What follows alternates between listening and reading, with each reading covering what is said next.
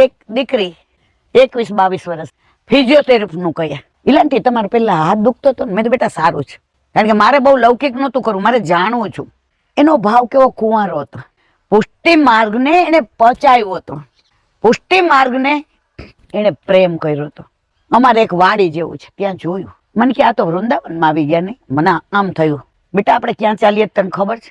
Sorry sorry sorry આંટી sorry. એ ક્યાંય ભાવ પ્રદેશમાં પહોંચી ગઈ હતી.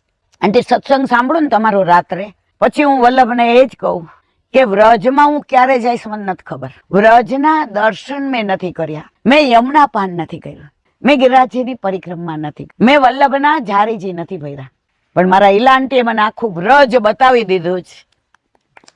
તો આ વનરાય જ્યારે જોઉં ત્યારે મને પેલું વાક્ય યાદ આવે, વૃક્ષે વૃક્ષે વેણો ધારી, પત્રે પત્રે છત્રભુજ. એ કે આંટી 6 મહિનાથી તમે કોઈ